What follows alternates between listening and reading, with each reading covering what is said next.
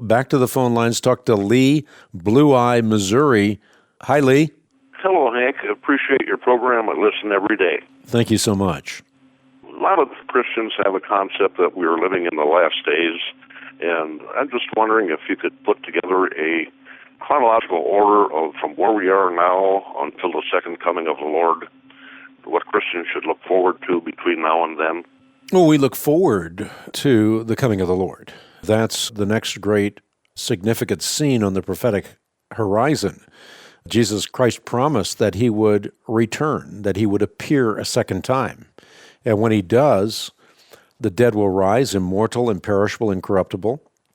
When he does, the earth that now groans in travail will be liberated from its bondage to decay, and we will live in a real physical universe with a real physical Christ, and we will forever explore the glory and grandeur of what God has created, his created handiwork, as well as the glory and grandeur of the Creator himself. So that's what we look forward to, the time in which Jesus appears a second time. He forever does away with the problem of sin and Satan, and he restores all things. Paradise lost becomes paradise restored. Okay. In the Bible it says those who are alive at his coming will be transformed from mortal to immortal in the blink of an eye. The people that are alive when he comes, will they not suffer the article of death? They will just be transformed?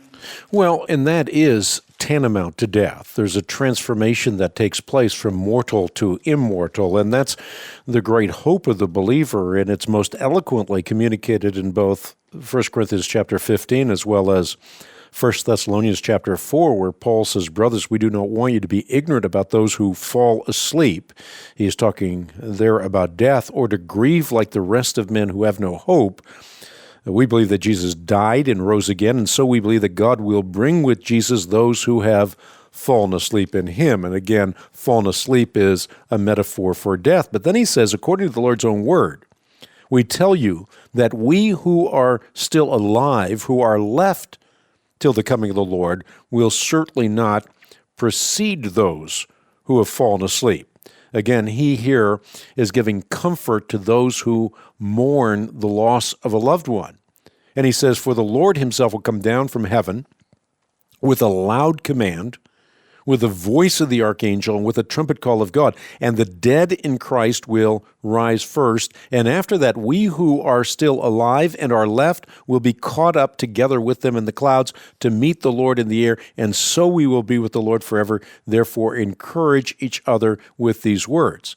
This caught up together in the clouds to meet the Lord in the air is a way of communicating what Paul has more poignantly communicated in 1 Corinthians chapter 15 when he talks about that transformation that you alluded to in a moment in the twinkling of an eye, where mortality puts on immortality. So you go through a transference, if you're alive when Jesus Christ returns, from mortal to immortal, from perishable to imperishable, from corruptible to incorruptible. And again, that's precisely what Paul says. He says, in a flash, in the twinkling of an eye, at the last trumpet, the dead will be raised imperishable, and we will be changed. For the perishable must clothe itself with imperishable, and the mortal with immortality. When the perishable has been clothed with imperishability, and the mortal with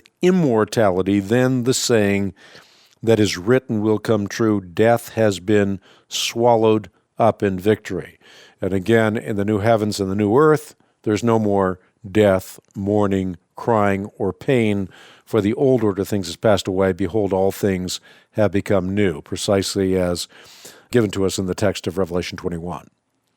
All right, very good. That makes it a little easier to get my arms around it. Thank you, sir. I'll keep on listening.